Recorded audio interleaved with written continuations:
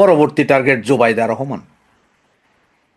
কেন জোবাইদা রহমান বলেছি ভাইয়া, সেটা আপনাদেরকে একটু পরেই বুঝিয়ে বলছি কেন জোবাইদা রহমান বলছি। তো তার আগে একটু বলি যে এই যে হাদি ভাই আমাদের, সে মাউয়া ছিড়া হাদি ভাই, উনি গতকালকে যেই গুলিটা খেয়েছিলেন, তো গুলির অনেক ভিডিও আছে, অনেক ভিডিও দেখলেন, সব শুনলেন। কেউ কেউ বলতেছে, একজন তো বলতেছেন যে ওনাকে গুলিটা মাথায় করার কথা ছিল কিন্তু একটু ইয়ে হয়ে কানের পার দিয়ে গেছে, এটা বলছে একজনে।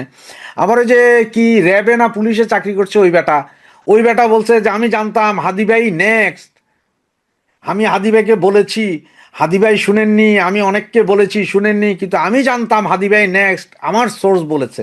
তার মানে তাহলে আমরা কয়জন পাইলাম? একজন হচ্ছে নুরুল হক নুরুর সেক্রেটারি রাশেদ খান। খান মানে হচ্ছে কিন্তু বিহারি, যত পাকিস্তানি আছে সব শালা খান। মানে আমার খান, কারো নামের পিছে খান শুনলে হে আর বাঙালি না আমার হিসাবে, শালারা বিহারি। আর এই বেটা দাড়িয়াল খান। তো এদের দুইজনেই, একজন কইছেন 50 জন আর উনি কইছেন যে হাদি। এবং উনি কিন্তু হাদির কথা কিন্তু হাদি গুলি খাওয়ার ঠিক 3 ঘন্টা না 4 ঘন্টা আগেও বলছেন এই শালায়।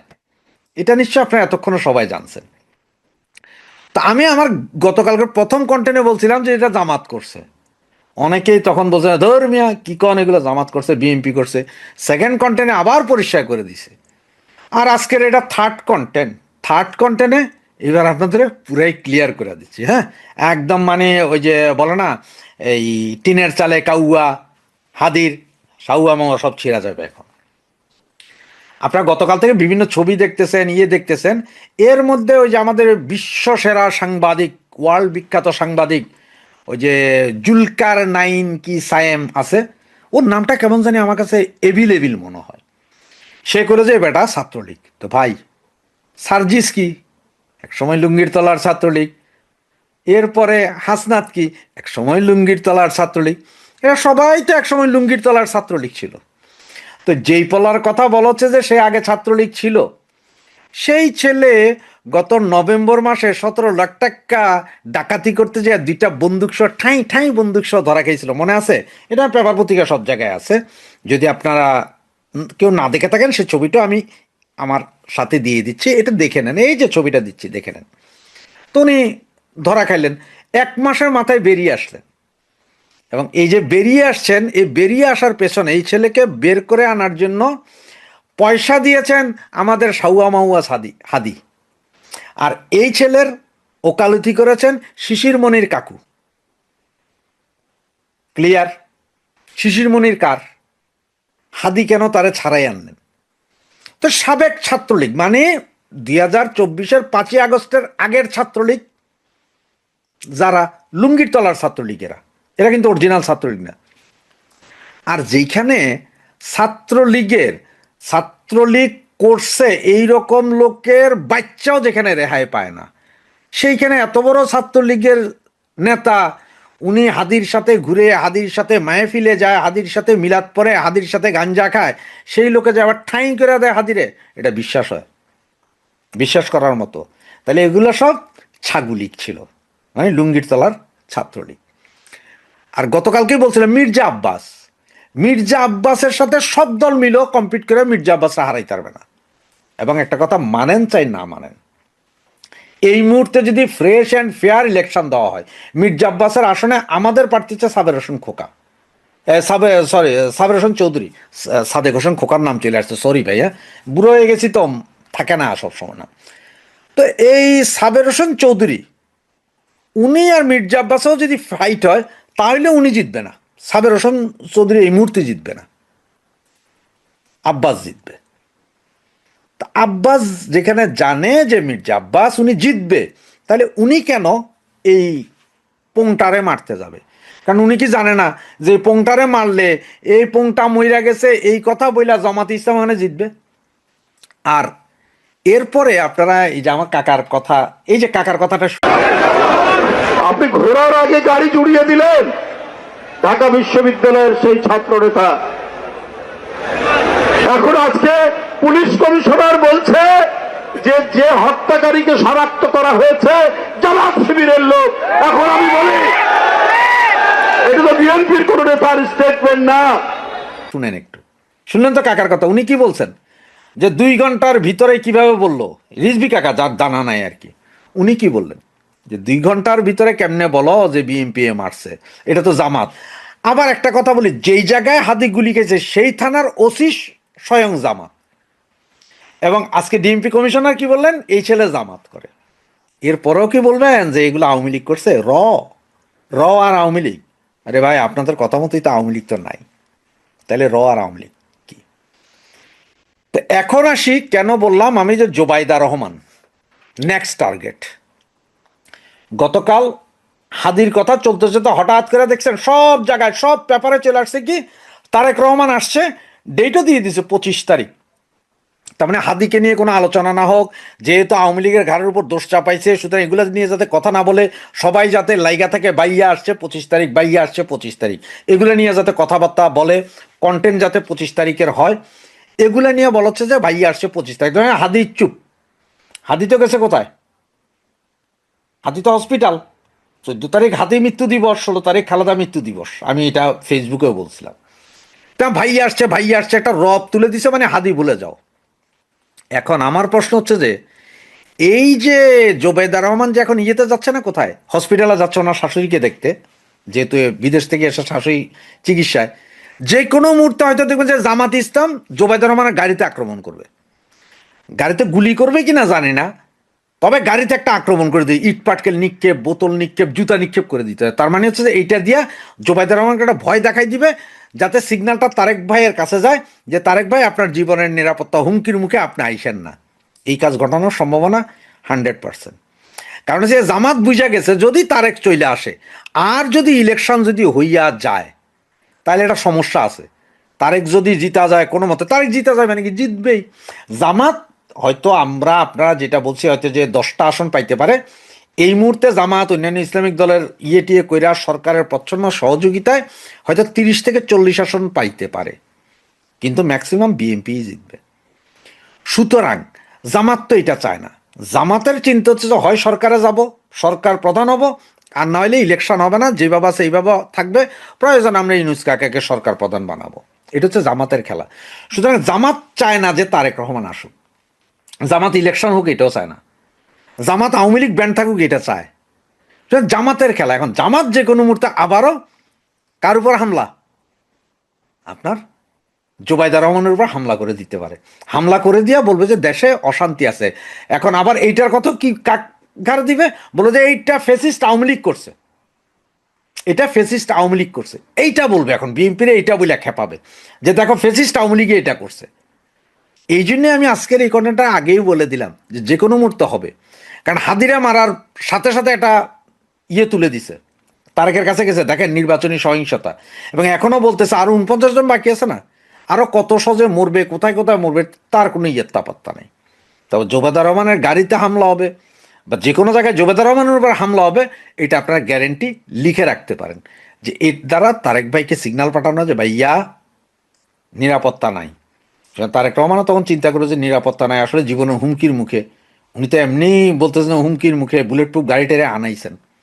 তো কখন কি হয় দেখে থাকেন। হ্যাঁ, জয় বাংলা, জয় বঙ্গবন্ধু। কিন্তু খুব সাদামাটা ভাষায় যদি আমরা এখন খুব প্রশ্ন করি যে কোনো ঘটনা ঘটার পরে যে এই ঘটনা থেকে কার লাভ হতে পারে, হাদির উপরে হামলার পরে সবচাইতে ক্ষতি হবে কার? মির্জা আব্বাসের। দ্বিতীয় ক্ষতি হবে কার? আওয়ামী লীগের। কিন্তু লাভ হবে কার? হাদিকে যেভাবে গুলি করা হয়েছে, হাদি বেঁচে থাকার কথা নয়, মানে ওনার ভাগ্য ভালো এবং এই কারণে উনি বেঁচে আছেন, জীবন মৃত্যু সন্ধিক্ষণে লড়াই করছেন। আমরা আশা করছি এই ভিডিওটি যখন করছি তখনও তিনি এভারকেয়ার হসপিটালে আছেন, আমরা আশা করছি তিনি দ্রুত সুস্থ হবেন, ভালো হবেন। কিন্তু যেভাবে গুলি করা হয়েছে তাকে হত্যার উদ্দেশ্যে গুলি করা হয়েছে।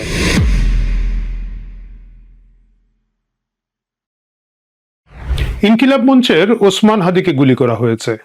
প্রথম যখন আমি শুনেছিলাম তখন ভেবেছিলাম যে এটা হয়তো একটা রাজনৈতিক সংঘর্ষ, ভয় দেখানোর জন্য গুলি করা হয়েছে বা কিছু একটা। এবং প্রথম যে ভিডিও ফুটেজটি লিক হয়েছিল সেখানে দেখা যাচ্ছিল তার কানের পাশে চেপে ধরে তাকে হাসপাতালে নিয়ে যাওয়া হয়েছে। স্বাভাবিকভাবে আমরা আশা করেছিলাম যে কানের পাশ দিয়ে গুলি গিয়েছে, কান স্পর্শ করে গুলি গিয়েছে এবং এটা হয়তো খুব স্বাভাবিক একটা রক্তপাত, তিনি হয়তো ব্যান্ডেজ করে বাসায় ফিরবেন বা হালকা অবস্থা।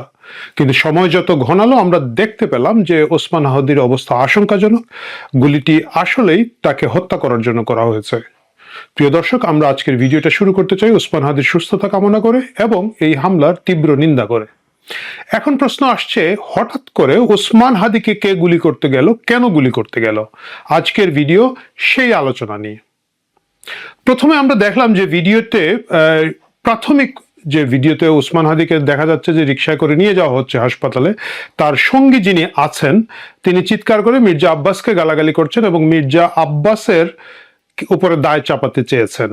খুব স্বাভাবিক, আবেগ সেই মুহূর্তে চূড়ান্ত অবস্থায় আছে, আকস্মিক হামলা হয়েছে এবং তারা তাদের তাৎক্ষণিক প্রতিক্রিয়া যে কোনো একজনকে দোষারোপ করতেই পারেন।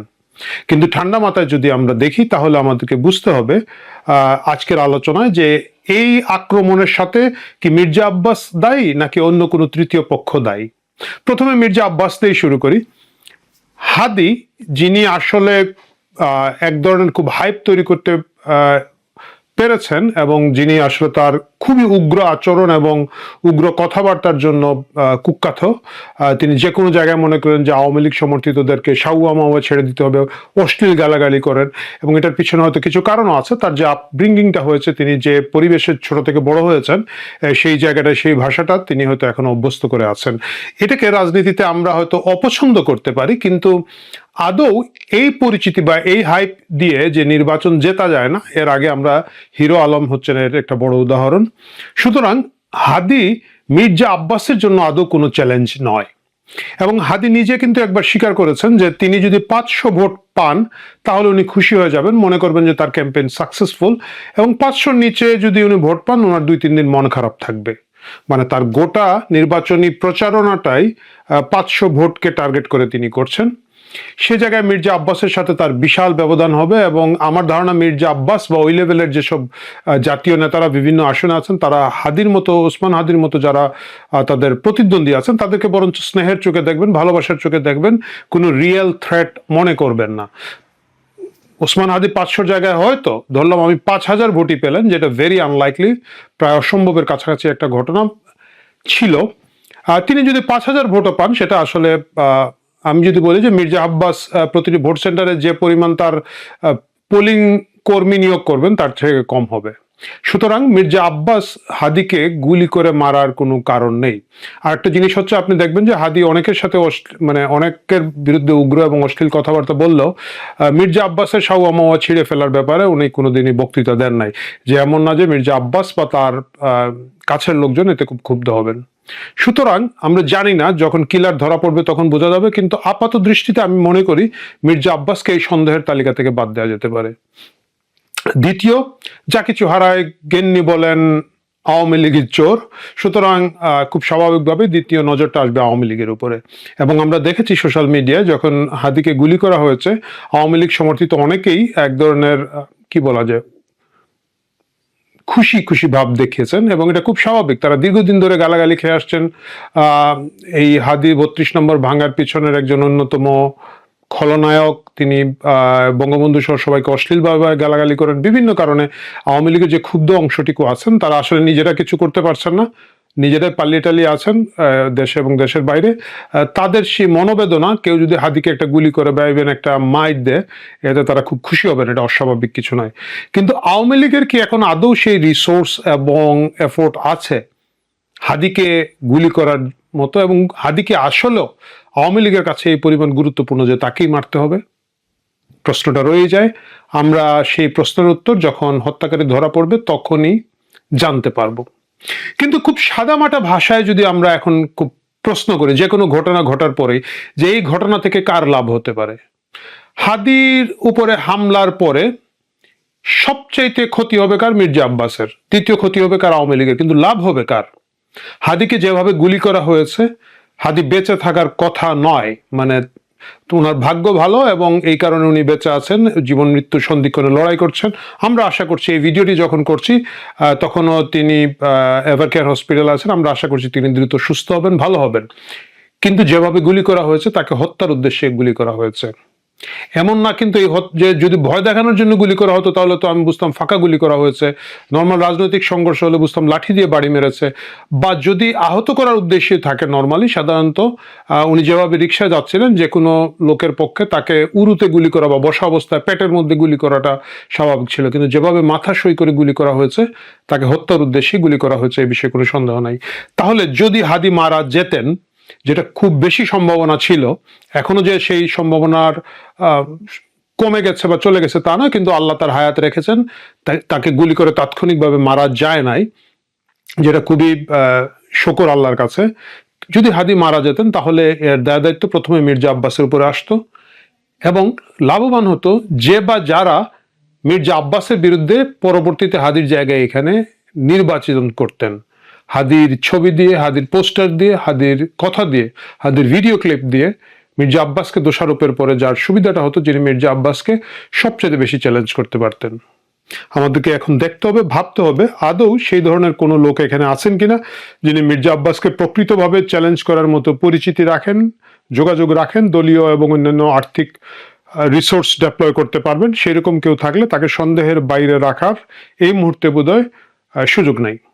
খুব গুরুত্বপূর্ণ দুটো বিষয় আছে। একটা বিষয় হচ্ছে, আপনি দেখবেন হাদির ব্যক্তিগত নিরাপত্তা রক্ষী বলবো না, ওনার সম্ভবত ভক্ত বা কর্মী শ্রেণীর লোক একজন আছেন, যিনি হাদি আহত হওয়ার 17 ঘন্টা আগের একটা ভিডিওতে বলেছেন যে 3 দিন হাদির জীবন ঝুঁকির মুখে।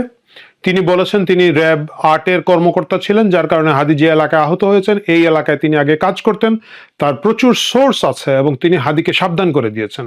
আমি জিজ্ঞাসা করলাম, হাদিকে মারলে কি হবে, ও কি আর মারির ভয় পায়? সে আপনি জানেন যে আমি র্যাব 10 যাত্রাবাড়িতে 3 বছর চাকরি করেছি, এবং এই অঞ্চলে আমার প্রচুর সোর্স আছে। চাকরি করার সুবাদে, র্যাবে চাকরি করার সুবাদে সোর্স মেনটেন করতে হয়। আমাকে গত পরশুদিন একজন বলল যে ভাই, মারির সিরিয়ালে কিন্তু এখন হাদি। আপনার বরিশালে যে ফুয়াদ ভাইয়ের উপর যে আক্রমণটা হলো, আমাকে বেশ কয়েকজন কনফার্ম করছে যে এখন কিন্তু মারির সিরিয়ালে হাদি। আমি জিজ্ঞাসা করলাম, হাদিকে মারলে কি হবে, ও কি আর মারির ভয় পায়? তো ওরা বললো যে ভাই, মারির কেউ ভয় পায় না, কিন্তু হাদি ভাইয়ের গায়ে যদি একবার হাত তুলে ফেলতে পারে ওদের আত্মবিশ্বাসটা বেড়ে যাবে। আমি ডেঙ্গু রোগে আক্রান্ত, 1 মাস হসপিটালাইজ ছিলাম, এখনও দুর্বল। হাদি ভাইকে জানি যে উনি বললে আসলে শুনবেন না, উনি খুব ঘাড়তেরা মানুষ, উনি খুব সাহসী মানুষ, যার কারণে আমি নিজে এসে দাঁড়িয়ে আছি এবং সর্বোচ্চ চেষ্টা করব। হাদি ভাইয়ের উপর থ্রেট থাকবে 3 দিন। এবং তিনি বলেছেন এই জন্য তিনি হাদির সাথে সাথে ঘুরতে চান। খুব দুঃখের বিষয়, তিনি আজকে যখন হাদিকে গুলি করা হয় তখন তার আশেপাশে ছিলেন না, এবং তিনি পরবর্তীতে আরেকটা ভিডিও ক্লিপে দেখলাম বলেছেন যে মেট্রো রেল বন্ধ থাকার কারণে উনি সময় মতো এসে পৌঁছাতে পারেন না এবং এই জন্য উনি হাদির কাছে ছিলেন না। মেট্রো রেল হঠাৎ করে বন্ধ হয় নাই, কেন এটা ওনার পরিকল্পনার মধ্যে ছিল না আমরা জানি না। এবং এই লোকের কাছে এত সোর্স কিভাবে থাকে যে 3 দিনের মধ্যে হাদিকে মারা হবে এটা উনি জানেন? এই প্রশ্নটা আমাদেরকে করতেই হবে।